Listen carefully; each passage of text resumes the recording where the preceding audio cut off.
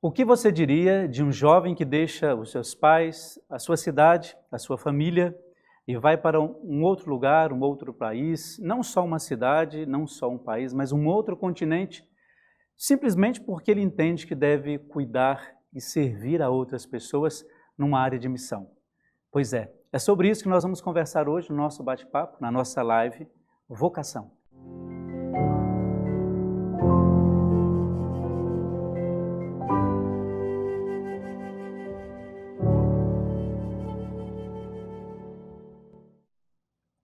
Olá, eu sou o Padre Air José, sou apresentador aqui da casa, no programa Você Pode Ser Feliz, aqui pela Rede Século XXI, e hoje nós vamos falar sobre um tema muitíssimo especial, a vocação de migrar para cuidar de alguém. Você já pensou sobre isso? Você conhece alguém que está numa situação ou viveu uma situação como essa? Pode ser um padre, um amigo, freira, quem você conhece, que já passou por uma situação como essa de colocar a sua vida a serviço de outras pessoas, num país diferente, num continente diferente, ou até mesmo numa cidade diferente, mostrando um pouco do seu jeito de ser, da sua cultura, mais ainda, aprendendo das outras pessoas.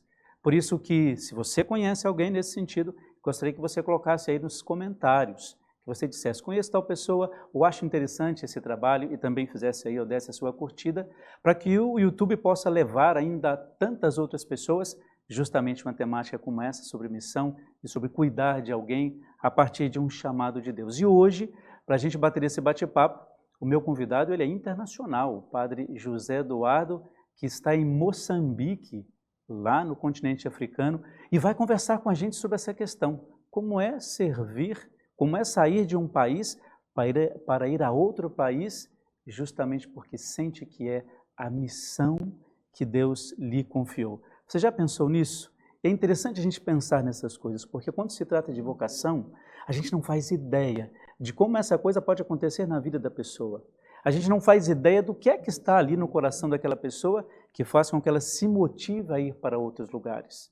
Então eu quero conversar com esse nosso irmão, o nosso amigo, Padre José Eduardo. Tudo bem com você? Tudo bem, Padre? Aqui estamos caminhando, contando com a graça de Deus, não é? Sempre, né? Uhum. Olha, primeiro eu quero te agradecer imensamente por você ter atendido esse nosso convite de fazer esse bate-papo sobre missão. Agora eu queria conversar com você, começando perguntando assim, um rapaz do Rio Grande do Norte que decide e entende que tem que ser padre, como é que surgiu isso na sua vida? Como é que foi essa descoberta de que esta era a sua vocação? Eu às vezes digo para mim mesmo que eu não sei como é que eu descobri minha vocação. Porque, primeiro, meus pais ainda não são totalmente de igreja. Agora vão um pouco mais, não é porque tem um filho padre. Minha avó, minha mãe rezavam um pouco. Então, eu tenho uma influência muito grande da minha madrinha de batismo, que essa era muito católica, não é? Vivia na igreja, nos trabalhos da igreja, e ela nos motivava a conhecer a igreja. Mas minha mãe nunca deixou de colocar para catequese essas coisas. E algo bem bizarro, dizem o seguinte, que quando eu tinha ali entre 3 anos, 2 mais ou menos, eu escutava o sino da igreja tocar, então parava de brincar, o que estivesse fazendo, ia vestir uma roupa limpa, às vezes até a minha mãe me batia porque estava sujo vestindo uma roupa limpa, mas na intenção de ir para a igreja. E ia com o vizinho, não ia com os meus pais, porque eles iam uma vez por ano. Então, assim, daí foi surgindo esse desejo. Eu queria ser padre, não é? O único desejo que estava dentro de mim era ser padre. Agora, uma coisa muito especial é quando a gente fala de vocação, e como você disse aí que você teve essa influência mais da sua madrinha, né, para realizar essa vocação tão bonita e tão especial que é o sacerdócio. Mas parece-me que, como sempre na vida da gente, as coisas não são tão fáceis assim, não é? E parece-me que na sua história de vocação você teve algumas dificuldades, digamos, algumas provações, né? Você fez algumas tentativas de entrar para o seminário, mas não conseguiu num primeiro momento. Como é que foi tudo isso? Foi difícil para você saber que tinha essa vocação, perceber isto, não é? E depois não conseguir realizar esse seu desejo, pelo menos inicialmente? Como é que foi isso para você? Eu digo que antes quando eu era jovem, estava nesse processo vocacional, eu fazia uma oração, né? Seja feita a vontade de Deus. O coração estava louco para ir para o seminário, mas tinha uma dúvida pequena, alguma coisa assim, e eu dizia, seja feita a vontade de Deus. Hoje eu digo, eu não sei rezar. Naquele tempo é que eu sabia rezar. Aprendi muita coisa sobre oração, sobre espiritualidade como padre, e hoje ainda estou a aprender mais nessa missão, mas eu dizia, naquele tempo eu acho que eu sabia rezar com mais propriedade, né? E depois de 3 anos tentando fazer o processo vocacional para entrar no seminário, como eu sempre rezava essa oração, eu cheguei à conclusão naquele ano que disseram, não, você ainda não vai entrar esse ano. Eu disse, então eu vou deixar de lado, porque Deus não quer que eu seja padre, não é? Se eu peço a Ele que seja feita a sua vontade, então isso não é sinal da vontade de Deus. Então desisti naquele momento, né? E fui procurar fazer alguma coisa. Procurei fazer o vestibular, passei para a faculdade de Física, depois não tive condições, porque não tinha condições financeiras de sair do meu município para ir até o outro município, uma vez por semana, para pegar material e estudar. Então, deixei o curso de Física porque encontrei um curso de técnico de enfermagem. Fui fazer técnico de enfermagem durante 2 anos. E ali continuei ajudando na igreja, fazendo todos os trabalhos, fazendo minhas orações. E no final do curso de técnico de enfermagem, eu estava com o desejo mais forte de entrar no seminário. E ali recordei que um dos encontros vocacionais nossos teve todas as congregações juntas conosco, né? Da diocese que estava ali. E eu vi alguns religiosos de hábito, né?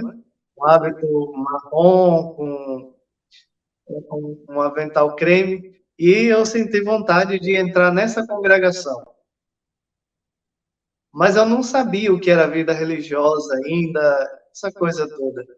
E comecei a fazer o acompanhamento vocacional com os filhos de Santana. E terminei tendo a possibilidade de entrar na congregação deles, mas naquele momento não foi possível. E eu tomei uma decisão, eu vou entrar em qualquer comunidade que abra as portas para mim, porque eu penso que a minha vocação seja a vocação à vida religiosa, porque tem espírito de família. Então, a congregação dos Filhos de Santana me deu essa possibilidade de conhecer a vida religiosa e saber que a vida religiosa tem esse espírito de família. Então, os missionários Sagrado Coração me abriu as portas e, interessante, não é um processo vocacional dos missionários Sagrado Coração, mas eles, em 4 meses, fizeram o processo. Em outubro, 10 de janeiro, eu estava no seminário e fiz toda a formação sem pensar em voltar atrás, porque ali eu percebi que era o meu lugar. Ali era a vontade de Deus, não é? Então, isso é uma coisa que eu acho interessante quando você fala isso, porque, na verdade, na vida de todos nós temos as nossas provações, né? Inclusive, o pessoal que nos acompanha, se você conhece algum caso parecido, se você também já teve na sua vida algum momento de provação, coloque aí nos nossos comentários para a gente saber, até mesmo de onde você está escrevendo, participando conosco dessa nossa live, para a gente saber exatamente quais são as provações que nós temos na nossa vida. Você teve alguma provação, alguma coisa que, por exemplo, tenha dificultado você realizar o seu sonho, alcançar aquilo que você tanto almejava. Então, coloque nos comentários também, dê a sua curtida, que a gente vai ficar muito feliz com isso. Padre José Eduardo, agora o seguinte, você teve essas dificuldades, né, que você apresenta aqui, fez vestibular para física, é isso mesmo? Física, não é? Depois técnico de enfermagem e aí redescobriu de fato a sua vida vocacional.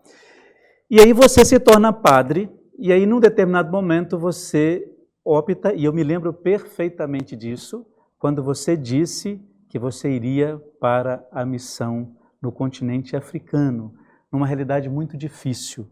E eu queria que você nos contasse, quando você chegou até em Moçambique, quando você esteve na sua área de missão, qual foi a sua reação e como é que você viu aquela realidade e como que isso impactou o seu coração? Como é que foi isso? Quando eu cheguei aqui, eu tive um pouco de medo. Não medo daquilo que eu acabei de ver naquele momento, né? Pobreza, essas coisas. Mas o medo que eu tive foi o medo da cultura, porque eu me senti sem saber nada. Sabia falar português, mas o meu português era incomunicável, vamos dizer assim, né? Então, eu me senti alguém que desaprendeu tudo de um momento para outro, né? E aí fui aprendendo e reaprendendo tudo de novo. Então, a primeira sensação que eu tive quando cheguei aqui, que coloquei os pés, que o primeiro contato com as pessoas eu não sei de nada, não é? E preciso aprender tudo novamente. E é porque a língua era portuguesa, então a gente dizia, isso já dá uma vantagem muito grande, não é? Então, mas a língua, por que você fala que a língua você desaprendeu mesmo sendo português? Você fala por causa das expressões, por causa da maneira de se comunicar, por que você coloca isso? As expressões, porque temos muitas, tem algumas diferenças da expressão brasileira, não é? Para a expressão portuguesa. E, juntando a expressão portuguesa e a expressão moçambicana, então dá uma diferença muito grande. E exatamente aí que a gente percebeu que a gente não estava falando a língua das pessoas aqui no local. Você, por exemplo... Não, pode falar. Pode falar. Não, pode falar, pode perguntar. Não, eu ia comentar porque, assim, quando você chega nessa realidade, encontra uma realidade de extrema pobreza, não é? De ausência daquilo, em alguns lugares, de coisas básicas para sobreviver, essa questão da língua, né? A questão da cultura, você chegar e encontrar, por mais que falem a mesma língua, mas a situação social não era uma situação, não é até então, uma situação tão tranquila, não é? Então, como é que você chegou nesses lugares? As missas, por exemplo, como é que você celebrava essas missas? Precisava de intérprete ou as pessoas entendiam? A maioria das pessoas entendem ou tem os dialetos aí na cidade? Como é que é? Na cidade, aqui em Pemba, você pode celebrar em português e boa parte vai perceber, mas tem outra parte que não percebe. Agora, nas aldeias, nós precisamos de intérpretes, né? Não tem como celebrar sem o intérprete, porque ou eles falam só macua, eles falam só português, são os dialetos locais mais fortes, não é? E que participam da religião cristã. Porque tem o outro dialeto moani, que esses não participam da religião cristã, eles são totalmente muçulmanos, não é? Uhum. Então, você precisa, e aí você vai percebendo na celebração que você parece que está celebrando só para você. Né? Existe um grande culto, existe a assembleia, mas você está celebrando às vezes só para você. Agora, você está numa região onde tem também muitos muçulmanos. Qual é a porcentagem de muçulmanos e católicos ou cristãos onde você faz a missão? E como que vocês conseguem trabalhar essa dimensão do católico, do cristão, com a questão dos muçulmanos, que às vezes nós temos uma ideia tão, acho que errada, porque às vezes a gente ouve falar de terrorismo, de tantas coisas, Como é que você vê isso? Qual que é a porcentagem? E como é que você trabalha essas diferenças de religião? A porcentagem aqui na província de muçulmanos é muito grande. Alguns chegam a dizer que 70%, 80%, mas o que nós vemos é que é quase geral a questão da religião muçulmana.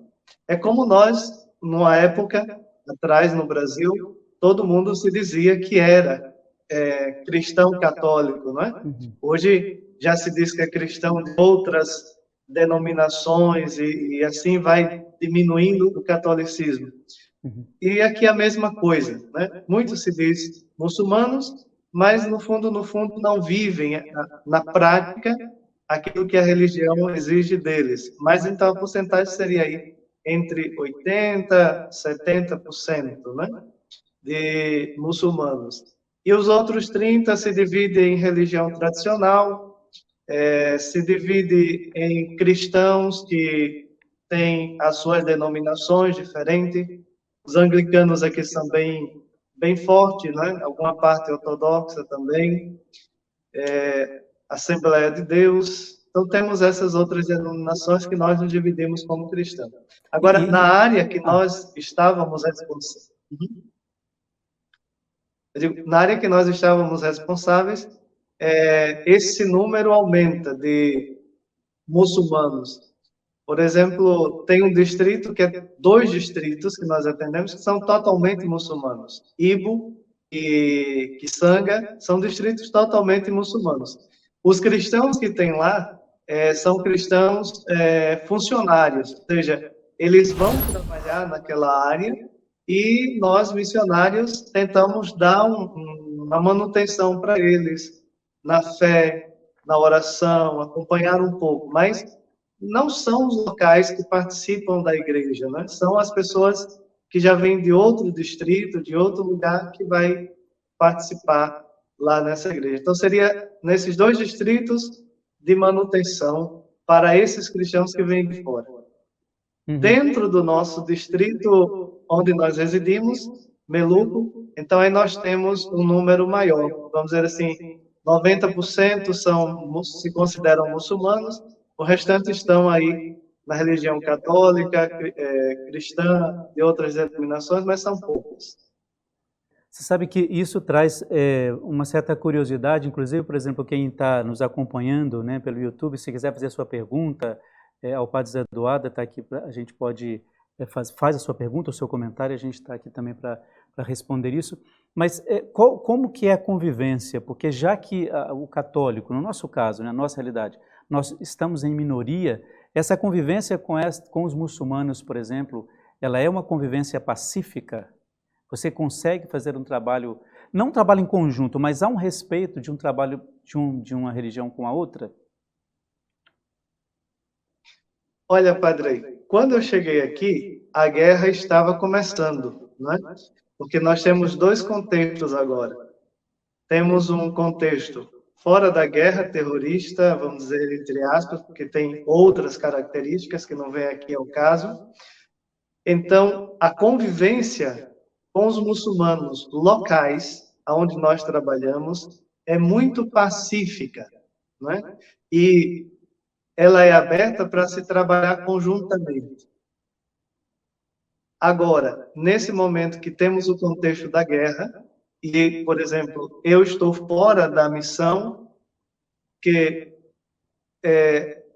o nosso território está dentro do território de guerra, nesse momento, então eles não têm diálogo, né? E não tem participação nenhuma, não tem conversa nenhuma.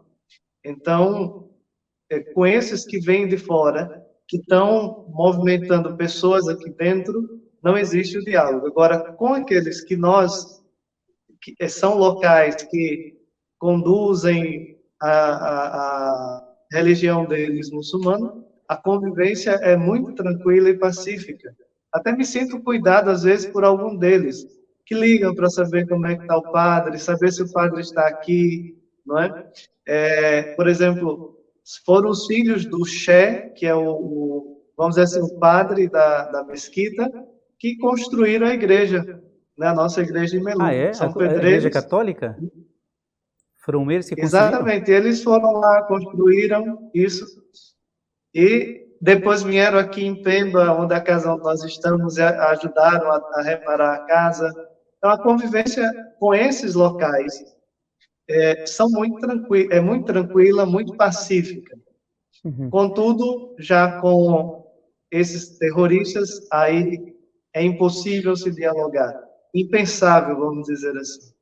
Sabe uma coisa que eu gostaria até que você comentasse para a gente, porque quem acompanha, por exemplo, esse nosso bate-papo, talvez tenha essa percepção, ou essa pergunta, gostaria de fazer essa pergunta, o que se trata de fato esse conflito? Por exemplo, uma vez você havia comentado, até mandado para a nossa congregação, pedindo orações porque vocês estavam na região de conflito, vocês tiveram que sair, e você dizia que quem está nessa área de missão, por exemplo, tem que deixar tudo pronto para qualquer hora da noite ou do dia ter que sair para o meio do mato, fugindo, né, desses ataques. Como que funciona isso? Como que são feitos esses ataques, digamos, nas áreas de missão onde vocês estão? Os ataques primeiro não começou a igreja, e até agora ainda tenho uma sensibilidade a dizer que não é contra a Igreja Católica propriamente dito. Sim. Mas, claro, aonde tem a Igreja Católica, eles atacam, né? Por exemplo, Mocimboa da Praia, a igreja foi totalmente destruída, não é? Eles permaneceram com as irmãs basicamente um mês em cativeiro, né? Quiçanga não tinha mais igreja, que é um distrito nosso, mas eles destruíram a imagem que tinha de Nossa Senhora de Fátima, que dava para o mar, uma coisa muito bonita quando você chegava no distrito. Destruíram. A missão de Nangololo, destruíram inteiramente, não a missão toda, a Casa dos Padres, a igreja, centro de saúde, que pertencia aos padres, as escolas que pertenciam à missão da igreja, então destruíram tudo. Mas eles fazem isso com tudo aquilo que é organização não governamental ou governamental que esteja ali ajudando o desenvolvimento dessas comunidades que são destruídas, não é?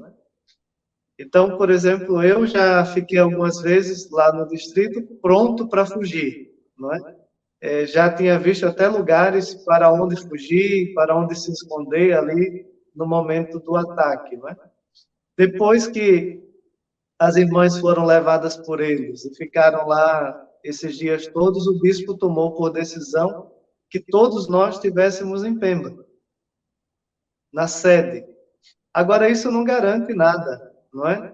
Por exemplo, no Natal, nós estivemos muito atentos, eu quase não dormi à noite, porque tínhamos ameaça constante de que eles entrariam na capital. Não aconteceu. Graças a Deus. Mas nós não sabemos o que vamos para frente, né? Passamos 2 meses sem ataque, final de dezembro até agora, início de janeiro, de fevereiro, e ontem começaram de novo a ter ataques, né, na comunidade. Então, nós vivemos nesse impasse, a cada dia, não é? Entendo. Agora, uma coisa, o que eles fazem, e com as pessoas, porque em relação às estruturas não governamentais ou governamentais, igrejas ou entidades do governo, etc. Mas em relação às pessoas, qual é o objetivo? Objetivo não, mas como é que eles fazem isso? Eles chegam, eles matam as pessoas ou não? Como que funciona isso? Como que acontece, perdão? Eu poderia dividir aí em 3, para colocar e explicar um pouco. Eles matam quem eles encontram na frente. Seja muçulmano, seja cristão, não é muito perguntado qual é a religião. Então, eles vão a um ataque, quem estiver no caminho, infelizmente, eles matam. Não é? Depois, eles têm uma outra característica. Aqueles que eles não matam, e principalmente eles não matam mulheres, eles levam essas mulheres para o acampamento. Não é? E nós não sabemos muitas vezes qual é o destino dessas mulheres no acampamento. e também recrutam, levam consigo jovens, meninos de 7, 10 anos, não é? Esses eles levam consigo. E a maioria dos homens, eles matam.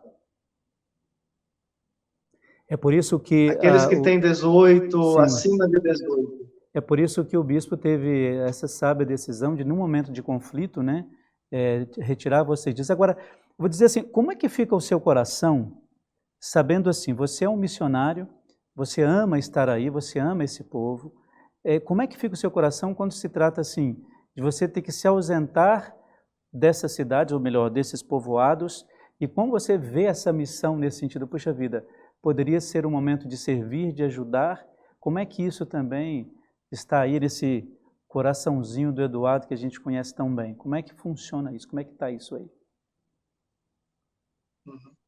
Para mim é o sentimento mais difícil de gerir, não é? Dentro desse contexto. Primeiro porque nós somos feitos pastores para cuidar, zelar das pessoas. E no momento desse, ter que sair. Quando o bispo me pediu, para mim, eu dizia para ele, Dom Luiz, é impossível que eu saia nesse momento. Não tem como que eu posso deixar as pessoas que eu amo e que foi me confiada a cuidar lá para poder chegar a um ataque e eu aqui, confortavelmente, entre aspas, não é? Claro. E ele dizia, mas nesse momento nós precisamos você fora. Precisamos você vivo, para que você possa voltar e reconstruir. O sentimento, para mim, sempre foi sentimento de covardia. Né? Eu saio, abandono as ovelhas e era como se eu me sentia como se fosse um ladrão, um impostor. Mas depois que as irmãs... Não pode falar. Depois que as irmãs foram levadas por eles e não encontrávamos ninguém para poder ajudar no resgate das irmãs, para ir buscá-las, né? Porque ninguém tinha coragem, porque existia a possibilidade de que eles ficassem com quem fosse, liberasse as irmãs, ou não matasse todos, né? Então, eu me dispus, juntamente com outro padre, para que a gente fosse ajudar nessa situação. No primeiro momento, o bispo rejeitou, renegou, mas depois, quando ele viu que de fato não teria ninguém à disposição, então ele nos enviou para o distrito mais próximo onde estava. E foi aí que eu me senti um pouco melhor, né? Que eu digo, de alguma maneira eu posso servir. Se chegou a hora da morte, chegou, se não chegou. Mas, graças a Deus, entre as negociações, eles liberaram as irmãs, não precisou a gente chegar até eles, não é? Ter contato diretamente com eles, às vezes só por telefone. E, graças a Deus, deu tudo certo. E quando eu voltei desse processo, então Dom Luiz dizia assim, começa a perceber que a sua presença na comunidade se torna insegurança para a própria comunidade. Se eles sabem que você está na comunidade, possa ser que eles ataquem a comunidade por conta da sua presença. Então, foi aí que eu disse, então, de fato, eu preciso sair, porque é um cuidado para com as pessoas, mesmo que o coração sempre chore, né? Quando o nosso geral esteve aqui, eu falei para ele, eu estou em Pemba em nome da congregação. Porque se fosse por mim, pessoalmente, e em nome da missão que eu assumi, eu estaria lá em Meluco com aquelas pessoas, né? Correndo todo o risco. Mas em nome da congregação, por amor à congregação, eu estou aqui em Pemba, aguardando poder voltar ou não, se eles destruírem tudo, né? Mas, Padre Eduardo, eu acho que existem coisas que são, de fato, são providenciais, não é? São providenciais porque a gente não sabe o que Deus tem naquele momento. De fato, se você estivesse lá e isso fosse um chamariz para que os terroristas fossem até esse lugar, quer dizer, você também colocaria a vida das outras pessoas em risco, né? Não por sua causa, obviamente, né, claro, mas pelo pensamento que eles têm. Então, olha, o pessoal que acompanha a gente aqui agora, a gente até pede assim, olha, você está vendo como que a história de uma pessoa pode mudar da noite para o dia, né? Por uma entrega, por uma vocação, por um senso de, um dever de fato de cuidar de outro, de ir em missão. Se você tem isso no seu coração, curta aí, dê sua curtida, faz o seu comentário, porque para a gente isso é muito importante, saber quem está curtindo, de onde está curtindo, justamente para que a gente possa levar isso a tantas pessoas, né? Uma situação como essa de privação de tantas outras coisas. Por isso que é muito importante que você interaja, participe conosco. Eu fico aqui aguardando a sua participação. Agora, para Eduardo, uma coisa que eu queria ver com você também, por exemplo, o fato de você estar nesse lugar de missão, um lugar com tantas ausências de tantas coisas, quais foram, você teve em algum momento alguma privação, seja de comida, de alguma coisa, justamente por causa dessa missão? Não que as pessoas aí não tenham o que comer, não é isso que eu estou dizendo, mas houve algum momento em que você diz assim, puxa vida, isso está difícil. E antes, inclusive, de você responder, tem algumas fotos que você mandou para a gente, e eu gostaria muito que o pessoal de casa fosse acompanhando essas fotos, e você até pudesse dizer onde são essas fotos, qual é a situação das fotos que a gente vai mostrar agora. Antes de você responder isso, onde que é esse lugar aí?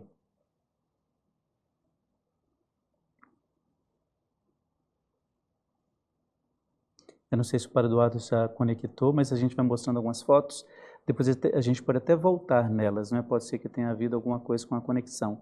Se quiser mostrar alguma outra foto para a gente ir mostrando para você que está acompanhando, ver como é importante, né? Uma pessoa aí, ó, mais uma foto. Ah, essa foto aí, ó, você que tá vendo, me despertou uma coisa muito interessante, que o Padre Eduardo dizia que as pessoas lá têm privações de muitas coisas, mas não se privam de viver a alegria. São pessoas que têm, depois ele pode até comentar isso melhor, são pessoas que têm uma felicidade imensa. Agora acho que reconectou. Padre Eduardo, eu até comentava aqui de que você disse uma vez para mim que as pessoas são privadas de tantas coisas, menos da alegria, porque a gente viu uma foto aqui Sim. de um cara sorrindo, tudo direitinho. Esse aí é o Padre Valdecir, que esteve na missão, mas por problema de saúde ele teve que voltar. Você vê que às vezes nós queremos igrejas tão bonitas, né, em templos tão coloridos. Olha aí, onde o Padre Eduardo está celebrando com as comunidades, como que as crianças acompanham pessoas muito simples, não é? Mas que têm uma fé muito viva. Isso é algo muito especial naquele lugar de missão, não é? E como que as pessoas gostam da presença do Padre, né? E sabem de fato o quanto o Padre pode ser útil naquela missão. Você viu também, por exemplo, essa questão quando ele falava da unidade, eu diria até mesmo das igrejas, né, dos muçulmanos. Não diria unidade, mas o respeito muito grande, não é? Porque aí seria uma outra dimensão da conversa, mas ele fala do respeito que se tem a uma outra religião. Ele falava, por exemplo, essa capacidade de você estar num lugar e sentir-se naquele lugar, o que nós hoje chamamos, quer dizer, é uma palavra usada muito na nossa igreja, antigamente usava-se muito, hoje não se usa tanto, apesar de ainda ser real, que é a questão da enculturação, né? Você sair do seu país, ir para um outro país que você não conhece, não sabe da língua, não sabe como que funciona tudo isso, e no entanto você se fazer presente naquele lugar. Por isso quando a gente viu algumas fotos aí, a gente já deu para perceber como é um estado de privação daquilo que nós hoje entendemos que é tão importante. Ah, não posso viver sem isso, ah, não posso viver sem aquilo. No entanto, lá, isso é uma realidade constante, né? As privações, até como área de missão mesmo, né? Eu estou ali, falta água às vezes, falta energia, às vezes falta o que comer. Eu me lembro, por exemplo, depois o Padre Eduardo confirma isso para a gente, teve um momento em que houve lá, a gente fala de furacão, mas tem um outro nome, né? Uma tempestade muito forte, em que se destruiu a ponte que dava acesso à comunidade onde o Padre Eduardo estava e outro padre, e eles tiveram que ficar muitos dias, inclusive sem alimento, quase ficaram sem alimento. Eu acho que agora restabeleceu a conexão, Padre Eduardo. Eu estou comentando um pouco aqui sobre as privações das quais vocês já passaram, né? Então, se você puder comentar sobre isso, as privações que vocês tiveram aí. Porque houve um furacão, alguma coisa assim, inclusive, não foi? Eu não me lembro agora. É um ciclone. Ciclone Kennedy. Um ciclone, isso, perdão, um ciclone. Inclusive, imagem que o senhor colocou aí daquele garoto jovem rindo, sorrindo, é uma das privações que nós tivemos. Foi o ano passado, depois já do ciclone, já tentaram ter recuperado a ponte para poder passar, o rio encheu e levou tudo novamente. E nós estávamos lá. Inclusive, o nosso carro tinha acabado de cair dentro de uma vala que estava tentando atravessar esse rio.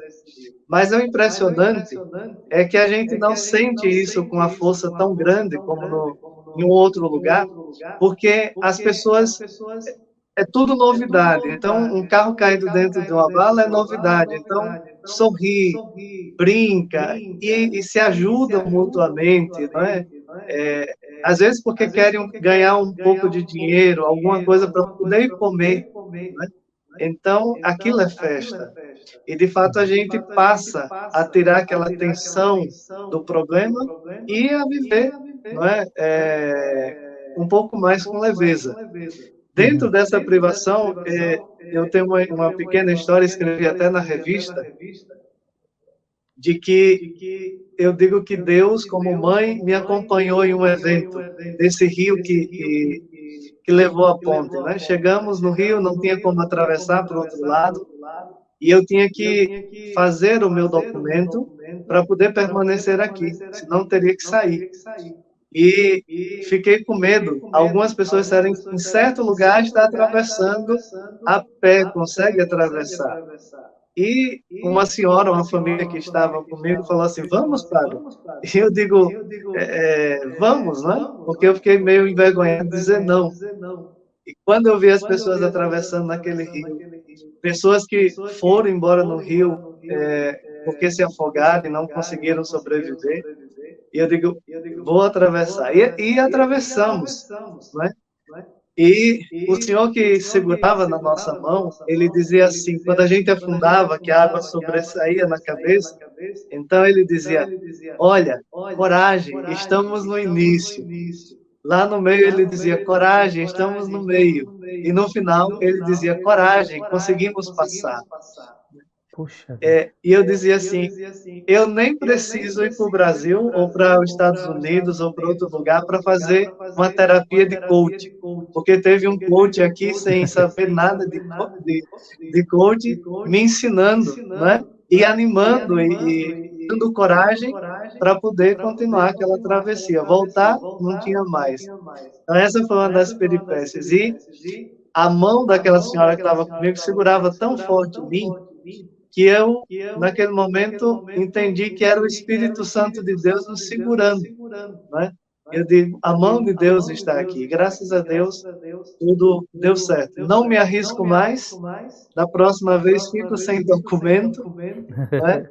Mas, assim, a gente vai percebendo, no meio dessa dificuldade, vivendo a mesma dificuldade que eles vivem, a gente vai entendendo como é a estrutura de cada pessoa, né? O sofrimento, a dureza que eles passam. Sim. Agora, uma coisa que às vezes a gente se preocupa tanto com essas coisas, assim, eu preciso disso, eu preciso daquilo. Em algum momento, você se arrependeu, achou assim, eu não tinha que estar aqui. E isso se manteve durante o tempo da missão? Ou hoje, quando você olha assim para trás, tudo aquilo que aconteceu, essas ausências de coisas ou essas privações, entre aspas, você hoje se considera um homem feliz?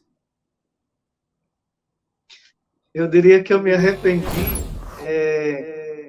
nos primeiros momentos que eu dei o sim para vir para a missão, quando ainda estava no Brasil. Eu dizia, o que é que eu vou fazer lá? Em que é que eu posso ajudar? Não tenho muita bagagem, não é?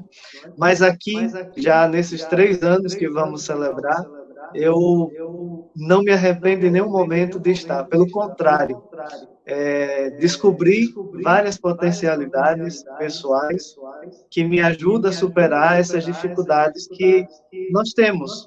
Por exemplo, teve um ataque vizinho ao nosso distrito e faltou energia para todo mundo. Ficamos quase que 15 dias incomunicável e sem energia.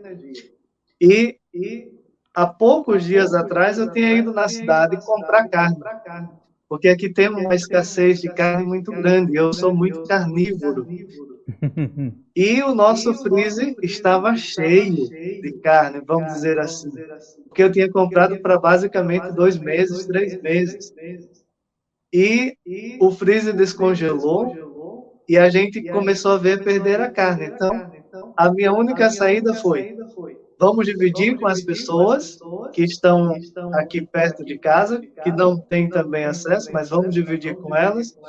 E eu passei a comer carne de manhã, de tarde e de noite, para poder aproveitar. E não é que depois que a gente fez isso, 3 dias depois voltou a energia. E eu dizia, agora eu vou ficar sem carne porque não tem como ir à cidade, que eu já tinha distribuído. Então, são essas coisas que nos ajudam Claro. a perceber que a gente sobrevive sem essas coisas, né? Não é o essencial, mas faz parte da missão para nos ajudar e que a gente tenha um certo conforto na missão. Mas não são essenciais, então a gente sobrevive sem elas. Claro, sem dúvida. É interessante a gente observar essas coisas, então, como que a vida da gente, ela dá, assim, ela tem mudanças tão grandes e a gente tem que se adaptar aos tempos, a se adaptar ao lugar onde nós estamos, né? Você disse que as pessoas receberam muito bem, que você se sentiu em casa, que você se sentiu acolhido, né, por essas pessoas que estão aí, que são de fato pessoas objeto da sua missão, né? Quando eu digo objeto, assim, são pessoas para as quais você foi aí para ajudá-las no processo da evangelização, não é? Agora, só para a gente ir terminando um pouco a nossa conversa, quando você se encontra em meio a essas pessoas, não é? Nas celebrações, eu acredito bem distintas, né? Tem a foto, inclusive está mostrando o pessoal aí a foto das pessoas. Como que você vê a religiosidade dessas pessoas, né? A espiritualidade delas, é uma espiritualidade forte? Como que é isso? Quando você está com elas vivendo as celebrações? Eu penso que assim, sinto que eles vivem muito profundamente cada momento, né? Ainda estão um pouco fechados em certas situações, que aprenderam, que seguram com muita firmeza aquilo que aprenderam, mas eu digo, vivem cada momento. Às vezes, quando nós estamos, não digo como padre, mas digo como participante das comunidades, né? Às vezes no Brasil a gente está participando da missa, a gente nem sabe em que parte da missa está. Porque às vezes os cânticos são os mesmos, não tem um ritmo, não tem uma cadência. E aqui a gente consegue perceber, eu estou na parte inicial da missa, eu estou no ato penitencial, eu estou no ofertório, eu estou na comunhão, porque tem um ritmo, tem uma cadência, e mais do que isso, se vive aquele momento em que se está celebrando. Então, penso que a espiritualidade aqui, da missa, da celebração, ela tem uma espiritualidade muito forte. Estou dizendo que no Brasil não tem, aqui em outro lugar não tenha. Mas é porque aqui conseguimos nos conectar melhor, né? Não ficamos preocupados. Aqui não se fica preocupado com a celebração, com o horário do almoço, da janta. Não. Chegou para a missa, é a missa. Enquanto a missa estiver acontecendo, está lá. E com corpo e alma, né? Agora, quanto tempo demora a celebração? Ao mesmo tempo? Quanto tempo demora mais ou menos? As missas? A da semana demora uns 40 minutos. Mas a missa do domingo, a dominical, se não houver muita coisa, 2 horas. 2 horas. No Brasil, agora, se você coloca 1h05, o pessoal fica meio bravo com a gente, né? É meio complicado. Se aí uma missa demora 2 horas, quando não tem muita coisa, né? As coisas ficam... Vai fazer isso no Brasil para você ver, né? Tem que ser uma coisa muito especial para que, de fato, a gente aceite. Você conhece muito bem. Sim, sim. Por isso que eu digo, as pessoas não estão preocupadas com o que vem depois. Elas chegaram Claro. para aquele momento. Então, se aquele É, momento leva 2, 3, 4 horas, para elas não tem importância. é aquele Quando momento. tem batismo, a missa vai 4 horas, 5 horas, depende da quantidade de batismo, e a festa não termina na missa. Tem que ir para a casa de alguém para comer alguma coisa. Então, você sai no Isso é bom. domingo para aquela missa e pronto. Esquece de outra atividade. Ah, mas que bom. Padre Eduardo, é o seguinte, primeiro eu tenho que agradecer a você, mas eu gostaria que você desse uma mensagem para as pessoas, tá bom? Assim, desse uma última palavra, um pensamento, uma mensagem para nós aqui, para as pessoas que estão acompanhando o nosso programa.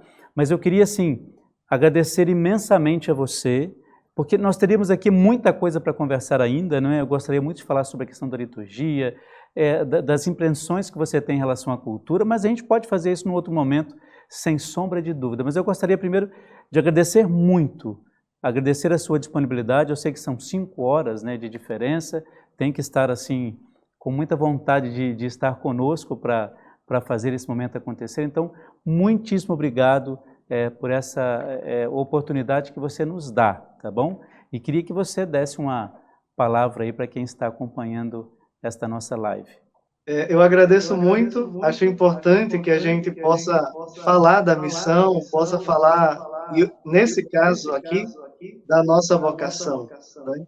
Então, muito obrigado, Padre Aí, obrigado à TV Século XXI e a todos que se disponibilizaram para estar conosco nesse momento de live, né? E as outras pessoas que depois também, oportunamente, vão poder assistir e poder dar sua participação, sua contribuição. Então, eu diria o seguinte, a partir daquilo que eu... pode falar, Padre. Não, pode falar. Pode falar. Então, a partir da minha vocação, a minha oração, para mim, continua muito firme. Fazer a vontade de Deus, seja feita a vontade de Deus. E entendo que aquele curso de técnico de enfermagem foi vontade de Deus para estar aqui. Entendo que as portas que se fecharam para os seminários diocesanos foi vontade de Deus para poder ser missionário do Sagrado Coração. As portas da congregação dos Filhos de Santana, também quando se fecharam, foi vontade de Deus, porque eu poderia ser padre, mas eu não seria um padre como eu sou sendo missionário do Sagrado Coração. Então, é importante que a gente não faça aquilo que a gente quer. Eu seria hoje padre diocesano, mas talvez não seria feliz. Poderia até ser um padre enfesado, enfesando a vida das pessoas que talvez fosse convidado a cuidar. Então, deixar que Deus conduza a nossa vida. E teria uma oração que eu pediria que todos pudéssemos rezar. É que nós nos abríssemos à vontade de Deus. Estamos muito fechados, né? Aí no Brasil, cada um no seu grupo, cada um dividindo, né? Para poder se fechar e se consolidar, se dividem, né?